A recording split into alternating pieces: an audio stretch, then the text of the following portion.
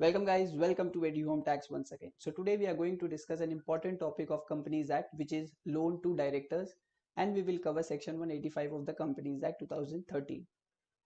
Section 185 clearly says that a company cannot give loan to its director. एक company अपने director को loan नहीं दे सकता. लोन के साथ साथ कंपनी गारंटी और सिक्योरिटी भी नहीं दे सकता. सो लोन, गारंटी, सिक्योरिटी एक कंपनी अपने डायरेक्टर को नहीं दे सकता. डायरेक्टली और इनडायरेक्टली भी नहीं दे सकता. Even a company can not give loan to directors by way of book debts. मतलब कि अगर कंपनी ने अपना कोई सर्विसेज और गुड्स डायरेक्टर्स को बेचा है, okay, and on credit, then that credit amount which is outstanding in the book, that will also be considered as loan. So company directly indirectly loan guarantee security नहीं दे सकता. Let's see what do you mean by indirectly. एक company अपने director को तो नहीं दे सकता, बट एक कंपनी अपने होल्डिंग कंपनी के डायरेक्टर्स को भी लोन नहीं दे सकता. एक कंपनी अपने डायरेक्टर के रिलेटिव्स को भी लोन नहीं दे सकता. एक कंपनी अपने डायरेक्टर के पार्टनर्स को भी लोन नहीं दे सकता. एक कंपनी ऐसे पार्टनरशिप फर्म को भी लोन नहीं दे सकता जिसमें कंपनी का डायरेक्टर या कंपनी के डायरेक्टर का रिलेटिव उस पार्टनरशिप फर्म में पार्टनर है.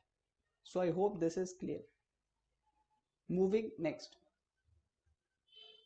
Second point is section 185 says कि एक कंपनी अपने डायरेक्टर को लोन गारंटी सिक्योरिटी नहीं दे सकता, but any person in whom the director is interested उसको लोन गारंटी सिक्योरिटी दे सकता है.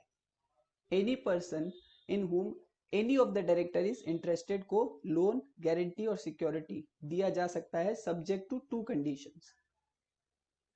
और वो दो कंडीशन क्या है? Number one, approval of share holder by passing a special resolution. So by passing a special resolution LGS can be given to any person. And जब special resolution के meeting का जो नोटिस हम लोग भेजेंगे उसके अंदर एक्सप्लेनेटरी स्टेटमेंट होता है. उस एक्सप्लेनेटरी स्टेटमेंट में details of loan guarantee security has to be mention, and also the purpose for which the loan will be utilised has to be mention. Okay, जिस पर्पस के लिए लोन यूटिलाइज होगा वो reason भी mention करना होगा. Second condition is the receiver of the loan has to utilise it for the principal business activity. जिसको loan दिया गया है उसको अपने प्रिंसिपल बिजनेस के लिए उस लोन को यूटिलाइज करना होगा.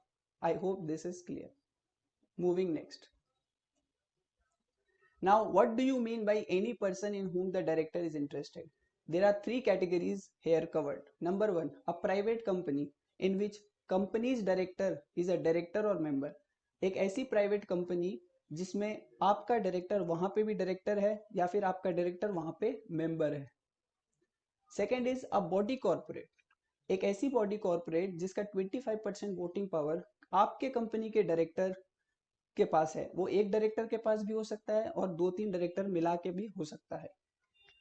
थर्ड इज ऐसी बॉडी कॉर्पोरेट जिसके डायरेक्टर्स, मैनेजिंग डायरेक्टर, मैनेजर आपके कंपनी के डायरेक्टर्स के हिसाब से एक्ट करते हैं, अकस्टम टू एक्ट. सो ऐसे लोगों को लोन गारंटी सिक्योरिटी दिया जा सकता है दो कंडीशंस के साथ. Moving next. Now let's talk about the exception. Section 185 applicable नहीं होगा इन केसेस में. पहला केस, loan to managing director manage और होल टाइम डायरेक्टर. अगर आप अपने मैनेजिंग डायरेक्टर और होल टाइम डायरेक्टर को लोन देते हैं for the condition of service, मतलब उनके एम्प्लॉयमेंट के जो टर्म्स ऑफ कंडीशन है उसके बेसिस पे, and those loans are given to all employees of the company. आप अपने सभी एम्प्लॉयज को वो लोन प्रोवाइड करते हैं, तो मैनेजिंग डायरेक्टर और होल टाइम डायरेक्टर को भी दे सकते हैं. सेकेंड, आप अपने managing director, whole time director को लोन प्रोवाइड कर रहे हैं by way of a scheme which is approved by share holder by passing a special resolution. So एक ऐसा स्कीम आपने निकाला है जिसने आपने शेयर होल्डर की परमिशन ले ली है, एंड उस स्कीम के थ्रू आप managing director, whole time director को लोन दे सकते हैं. Second point, 185 will not be applicable for the companies whose main business is providing loan, giving guarantee or security. जिसका main business ही loan, guarantee, security देना है, and for that they charge a rate of interest which should not be less than the government security yields. Okay. तीसरा, a company which provide loans to its wholly owned subsidiary. आप अपने wholly owned subsidiary को loan, guarantee, security दे सकते हैं, कोई restriction नहीं है. 185 not applicable.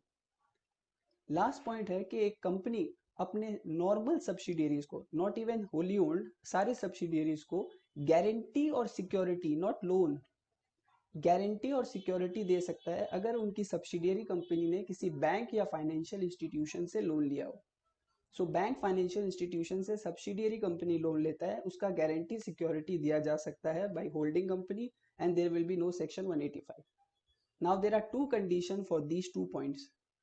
Holi owned subsidiary और सब्सिडियरीज को अगर आप देते हैं तो उनको लोन अपने प्रिंसिपल बिजनेस एक्टिविटी के लिए यूटिलाइज करना होगा। Moving next, section 185 private companies पे एप्लीकेबल नहीं होगा सब्जेक्ट टू 3 कंडीशंस। अगर 3 कंडीशन कोई प्राइवेट कंपनी सेटिस्फाई कर दे तो उनको 185 में कोई रेस्ट्रिक्शन नहीं है। 3 कंडीशन क्या है? नंबर 1, उनके शेयर होल्डर लिस्ट में कोई बॉडी कॉर्पोरेट नहीं होना चाहिए। Okay, that means a body corporate should not hold shares of a private company. Number 2, उनका total borrowings from bank, financial institution, body corporate is less than lower of the two, मतलब 2 times of your paid up share capital or 50 crores, whichever is less. So first you calculate 2 times of your paid up capital and 50 crore, whichever is less. Say suppose it comes to 50 crores. So total borrowing should not exceed 50 crore. It should be less than 50 crores. Next, there should be no default subsisting.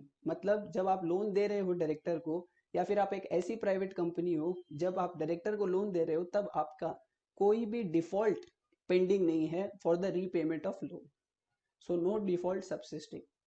So 3 condition तीनों अगर satisfy होगा तो private company भी 185 applicable नहीं होगा, they can give their loan to the directors.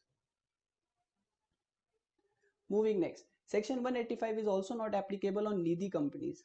अगर needy companies अपने director और रिलेटिव को लोन देता है because they are member of the company in their capacity of members and that is disclosed in the annual accounts, और annual accounts में आपको disclosure देना पड़ेगा।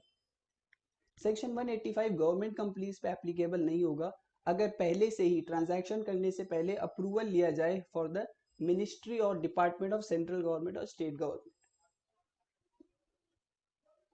Now what if there is a non compliance? अगर आप 185 का non compliance करते हो तो there are fines and penalties. अगर कंपनी है तो कंपनी पे 5 से लेके 25 लाख तक का फाइन लग जाएगा। ऑफिसर इन डिफॉल्ट पे 5 से लेके 25 लाख तक का फाइन है और 6 महीने तक की सजा है। और जिस डायरेक्टर ने या जिस पर्सन ने वो लोन लिया है इन कॉन्ट्रावेंशन ऑफ दिस सेक्शन, तो उस पे भी 5 से 25 लाख तक का फाइन और 6 महीने की सजा। So here we complete a summary of section 185 loan to director, which is an important one, and I hope everybody is now clear of these sections. Thank you so much.